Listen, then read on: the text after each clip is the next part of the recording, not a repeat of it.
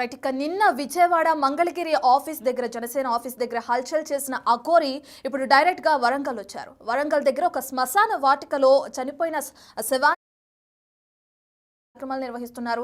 అక్కడ ఒక కోడిని కూడా బలిచ్చడం కూడా మనం చూస్తున్నాం. చుట్టూ త్రిశూలాలను పెట్టి ఎక్కడైతే శవాన్ని కాలుస్తున్నారో శ్మశాన వాటికలో అక్కడ పూజాది కార్యక్రమాలు నిర్వహిస్తుంది అఘోరి. అయితే డైరెక్ట్ గా వరంగల్లోని శ్మశాన వాటికెళ్ళి అక్కడ పూజాది పూజలు ఏవైతే చేస్తుందో మరి చుట్టుపక్కల చూడడానికి కూడా గ్రామస్తులు భారీ ఎత్తుగా ఆ శ్మశాన వాటికి చేరుకుంటున్నారు. అసలు శవం ఎవరిది, కుటుంబ సభ్యులు ఎవరు లేరా ఏంటి అనేది కూడా తెలియాల్సింది. ఆ శ్మశాన వాటికలో ఆ శవాన్ని కాల్చిన తర్వాత ఆ బూడిదని కూడా మొత్తం తన శరీరం పైన వేసుకుని పూజలు చేసే ఆ విజువల్స్ను కూడా మనం చూస్తున్నాం స్క్రీన్ పైన. అయితే మరి కుటుంబ సభ్యులు లేరా, శవం ఎవరిది ఏంటి, అమ్మాయిదా అబ్బాయిదా అనే వివరాలు అయితే ఇంకా తెలియాల్సి ఉంది.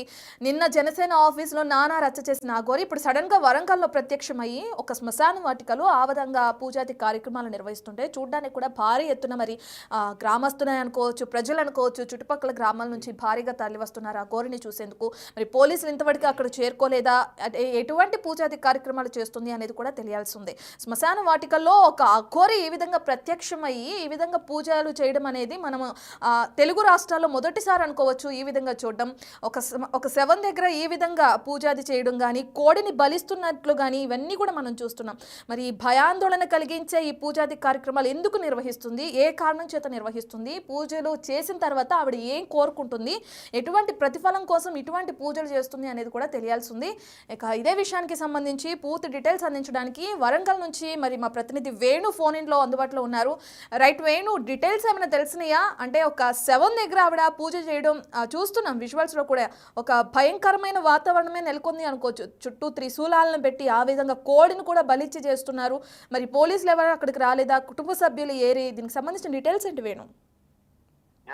అంటే నిన్న ఏపీలో హంగామా చేసినటువంటి అఘోరి కాజీపేటకు చేరుకుంది. కాజీపేట నుంచి వయా మచిలీ బజార్ ద్వారా వరంగల్ కు చేరుకుని వరంగల్ సంబంధించిన రంగశాయపేట శివార్లో ఎక్స్టెన్షన్ శ్మశాన వాటిక ఉంటుంది. శ్మశాన వాటికకు వెళ్లి అక్కడ సాయంత్రం అక్కడ చేరుకున్న తర్వాత శ్మశాన వాటికలో సేద తీరుతానంటూ ఆమె అక్కడ 2 రోజుల క్రితమే శవాన్ని కాల్చినటువంటి స్థలం లోపల కొద్దిసేపు కూర్చుంది. అక్కడే చితాభస్మాన్ని కూడా ఒంటికి పూర్తిగా పోసుకొని దాదాపు అర్ధగంట క్రితమే పూజలు మొదలు పెట్టింది. ఆ పూజలు కూడా మొదట ఆ త్రిశూలాలన్నీ తన కారులో తెచ్చుకున్న త్రిశూలాలన్నీ ఆ యొక్క చితాభస్మం మీద పెట్టి ఆ తర్వాత ఒక గుమ్మడికాయను భారీ కత్తితో కట్ చేసి ఆ గుమ్మడికాయతో ఆమె పూజలు చేసింది. ఆ తర్వాత ఒక కోడిని కూడా తీసుకొచ్చి అక్కడ బలిచ్చి ప్రస్తుతం అక్కడ పూజలు చేయడంతో అక్కడ చుట్టుపక్కల ఉన్న వారంతా గమనించి అక్కడికి వెళ్లారు. అయితే అఘోరి వచ్చిందని తెలుసుకుని కొంతమంది ఆమె ఆశీర్వాదం తీసుకోవడానికి వెళ్లే ప్రయత్నం చేయగా ఆమెను ఒక వింత పూజలు చేయడం, అక్కడ మంట పెట్టడం, అక్కడ గుమ్మడికాయను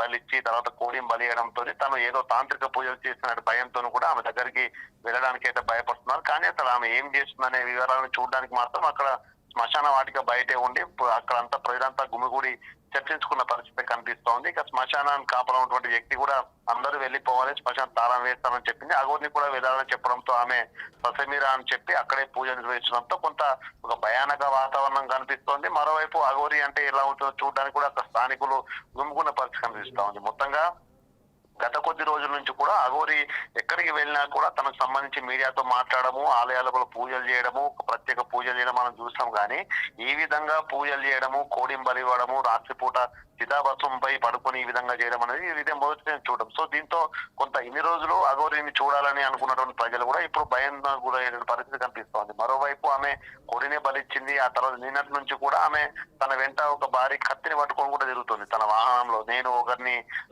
ఛేదనం చేస్తానంటూ కూడా ఆమె తరచూ ఆ మీడియాతో కూడా మాట్లాడుతున్న వస్తున్న పరిస్థితి చూసాం. అంటే తను ఎవరిపైన దాడి చేయబోతున్నటువంటి ఒక వాదన కూడా వినిపిస్తుంది. నిజంగా తను వరంగల్కి ఇది 2వ వరంగల్ రావడం. 3 రోజుల క్రితం వరంగల్కి వచ్చి భద్రకాళి ఆలయంలో ఆమె ప్రత్యేక పూజలు చేసింది. అక్కడ నుంచి వెళ్తూ వర్ధనపేటకు దగ్గరటువంటి కాలభైరవ ఆలయంలో కూడా ఆమె పూజలు చేసింది. సో మళ్ళీ ఎందుకు వరంగల్కి వచ్చింది అనేది కూడా ప్రస్తుతము చర్చనీయాంశమైంది. నిజంగా ఆమె ఎవరిపైన దాడి చేస్తానని చెప్పిన నేపథ్యంలో వరంగల్లో ఎవరిపైన దాడి చేయబోతున్నటువంటి ఒక చర్చ కూడా జరుగుతుంది. అయితే నిన్న ఏపీలో మరోవైపు భద్రకాళికి వచ్చినప్పుడు ఆమె వైమవరం రాయరాజేశ్వర టెంపుల్ కి వెళ్తాను, మసీదు కూలుస్తానని ప్రకటన చేసిన అఘోరి ఈ రోజు వరంగల్ లో స్టే చేయడం వెనుక కారణాలు ఏందనేది కూడా కొంత ఉత్కంఠ అయితే రేపుతున్నాయి. మొత్తానికి అఘోరి ఈ నైట్ అంతా కూడా శ్మశానంలో స్టే చేసే అవకాశం ఉంది. అయితే రాత్రి అంతా కూడా పూజలు చేస్తుందా, నిజంగా తను ఎవరిపైన తాంత్రిక పూజలు చేస్తున్నానని కూడా కొంత భయపడుతున్న పరిస్థితి కనిపిస్తోంది. పోలీసులు కూడా తనను వెళ్ళగొట్టే ప్రయత్నం చేసినప్పుడు తాను సేదతీరుతానని గతంలో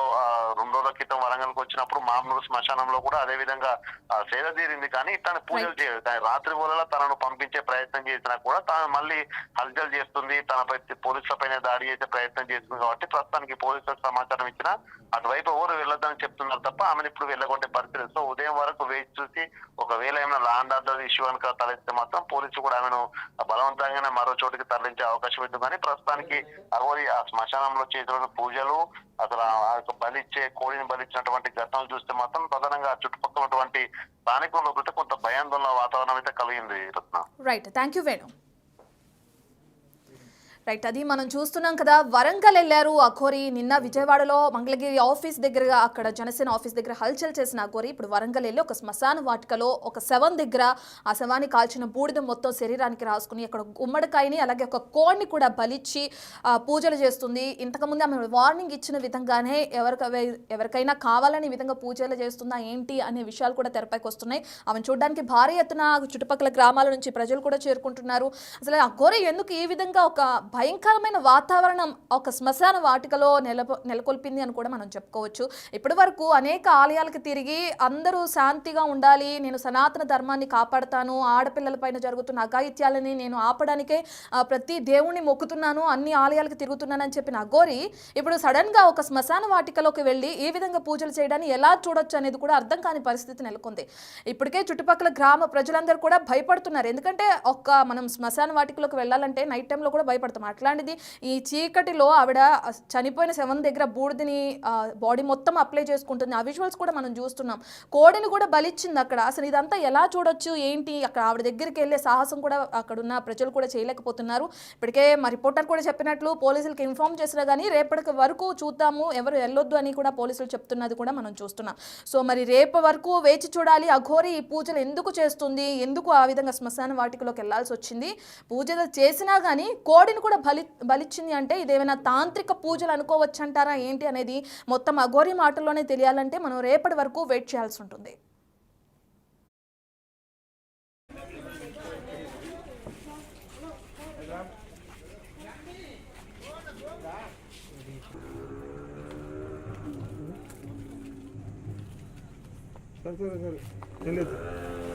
సరే వెళ్ళొచ్చానా మళ్ళీ వచ్చిన